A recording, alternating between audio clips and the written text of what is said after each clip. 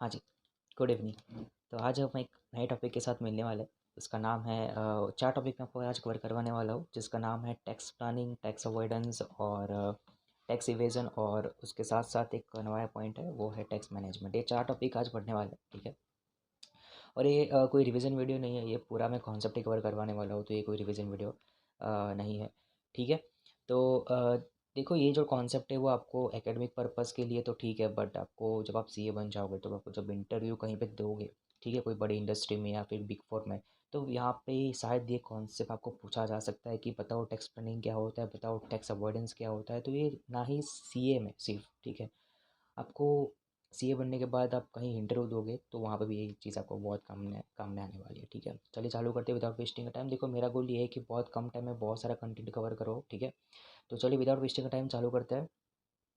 तो पहला टॉपिक है व्हाट इज़ टैक्स प्लानिंग, ठीक है? देखो यहाँ पे मैंने क्या लिखा हुआ है टैक्स प्लानिंग में, reducing tax liability by taking advantage of the legitimate concession and exemption provided in the tax law. मतलब क्या होता है इसका मतलब, देखिए, मान लो कि आपकी जो इनकम है, मतलब मान लो कि आपका जो टैक्स लायबिलिटी आ रही है फॉर एग्जांपल 1 लाख रुपया, ठीक है? अच्छे से समझना।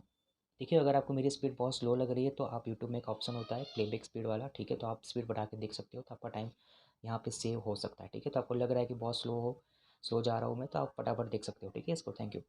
चलिए, तो मान लो कि आपकी जो टैक्स लायबिलिटी है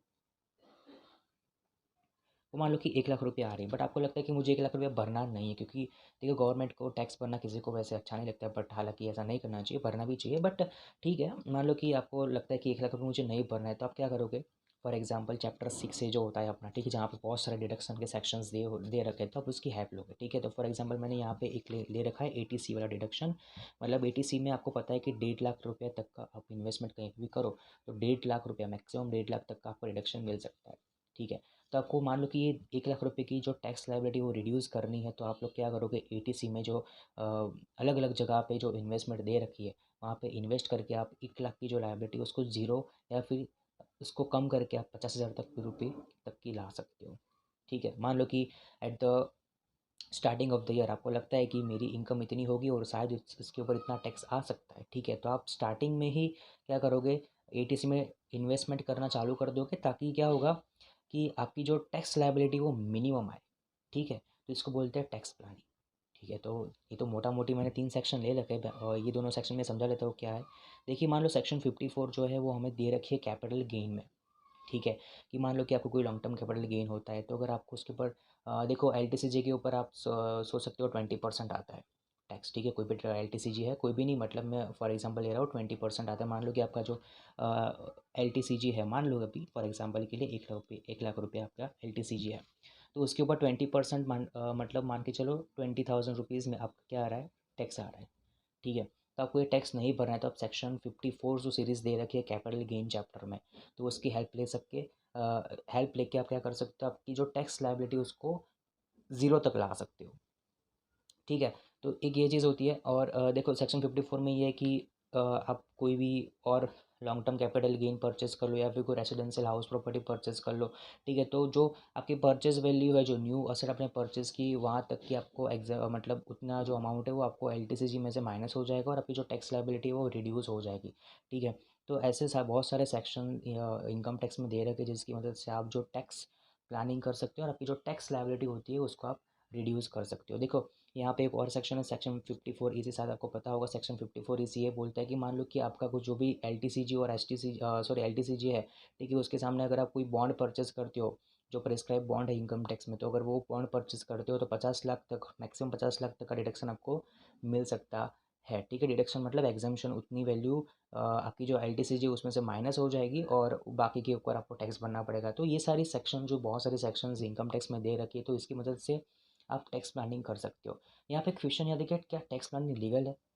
यस, ऑब्वियसली लीगल है, क्योंकि यहाँ पे लिखा हुआ है कि लेजिटिमेट कंसेशन है और exemption provided in the income tax law. मतलब ऑलरेडी हमने इनकम टैक्स एक्ट में बोल रहा है कि आप ये सेक्शन की मदद से आपकी जो टैक्स लायबिलिटी है, ऐसे बहुत सारे सेक्शन है ऐसे, इसकी मदद से आप क्या कर सकते हो? आपकी जो टैक्स लायबिलिटी है वो रिड्यूस कर सकते हो, तो दैट इज़ टैक्स प्लानिंग, ठीक है?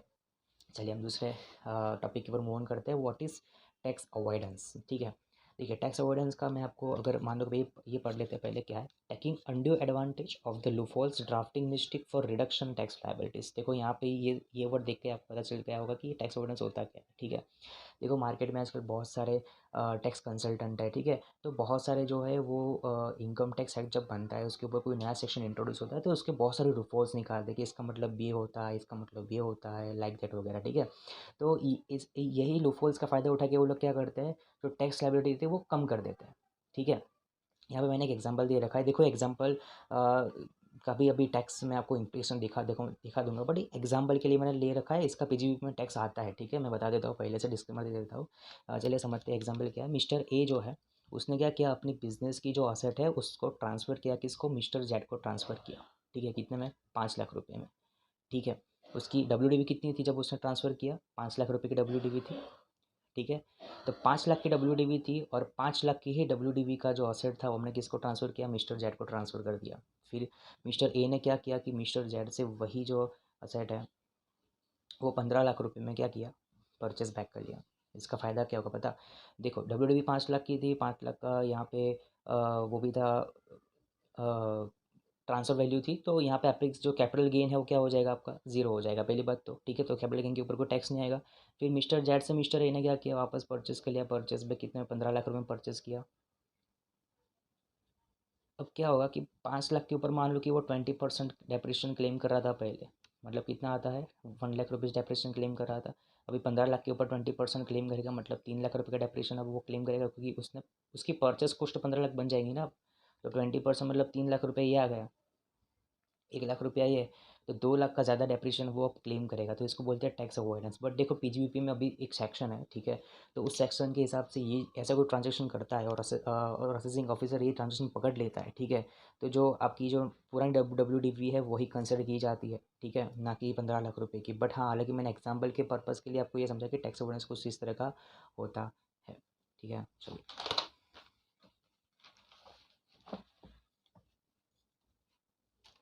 अब एक नया है tax evasion. Tax evasion means avoiding tax bye illegal means. Generally it involve separation of facts, फॉल्सिफाइंग records, fraud और कल्यूजन। देखिए टैक्स इवेजन नाम से पता चलता है कि टैक्स इवेजन मतलब होता क्या है, चोरी। वन टाइप ऑफ क्या होती है वो, चोरी होती है, टैक्स की चोरी करना, ठीक है। और ये पूरा का पूरा जो है वो इलीगल होता है।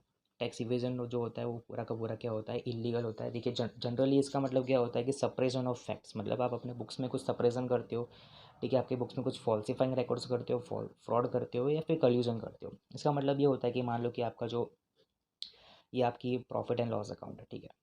मान लो कि आपका जो सेल है वो 10 लाख रुपए का है, या आपका सेल 10 लाख रुपए का है, आप उसके सामने सिर्फ एक्सपेंस अभी जो एक्चुअल एक्सपेंस है वो सिर्फ 1 लाख रुपए का है, ठीक है। तो का प्रॉफिट कितना हो गया, 9 लाख रुपए का प्रॉफिट है, और आपको प्रॉफिट कितने में टैक्स पे करना है, 9 लाख रुपए के ऊपर टैक्स पे करना है। बट अब आप क्या करोगे,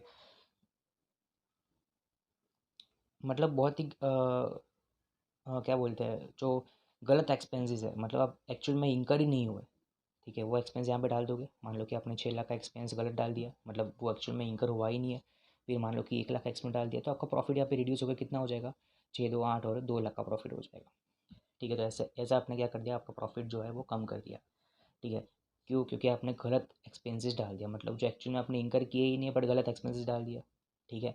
और मान लो कि हमारे इनकम टैक्स में एक सेक्शन होती है, सेक्शन 40A3, मतलब ये सेक्शन बोलती है कि आपको दिन में 10,000 के ऊपर खर्चा नहीं करना है, ठीक है। मान लो कि आपने क्या किया कि 17,000 का खर्चा कर दिया एक दिन में, तो ये तो एक्चुअल में डिसअलाउ होना चाहिए। बट आप क्या करोगे, इसकी दो स्प्लिट एंट्री कर दोगे, मतलब 8,500 8,500 की एंट्री कर दोगे अलग अलग दिन पे, तो आपको पूरा एक्सपेंस आप क्या कर देते हो, अलाउड कर देते हो। तो ये जो चीज़ें है वो टैक्स इवेजन में आती है। तो अगर मान लो कि आप पकड़े गए तो आपके उसके ऊपर आपको क्या करना पड़ेगा, आपको पनिशमेंट भी हो सकती है, उसके ऊपर आपको पेनल्टी भी पे करनी पड़ सकती है, ठीक है। तो टैक्स इवेजन एक बहुत गलत चीज़ है, तो वो इलीगल मीन्स है, ठीक है। तो टैक्स इवेजन ये होता है। अब हम बात करते हैं टैक्स मैनेजमेंट क्या होता है, लास्ट टॉपिक है अपना आज का, व्हाट इज़ टैक्स मैनेजमेंट। तो देखिए टैक्स मैनेजमेंट ये होता है कि देखिए ये समझ के आपको पता चल गया, ये एग्जाम्पल ही अच्छा है अपना, एडवांस टैक्स, ठीक है। देखो टैक्स मैनेजमेंट होता है always starting of the year में होता है। कब होता है, स्टार्टिंग ऑफ द ईयर में होता है। ऐसा बिल्कुल ज़रूरी नहीं है, प्रैक्टिकल लाइफ में तो मिड ऑफ द ईयर में भी हो सकता है, ठीक है। बट हाँ, एंड ऑफ द ईयर में नहीं होता टैक्स मैनेजमेंट ठीक है। अगर मान लो कि आपको लगता है कि आपकी जो इनकम है, मतलब आपका जो इनकम, जो नेट टैक्सेबल इनकम है, सारे डिडक्शन माइनस करने के बाद, सब कुछ माइनस करने के बाद हम माइनस देखने जाए तो आपकी जो टैक्स नेट टैक्सेबल इनकम है वो मान लो कि 10 लाख रुपए की आती है।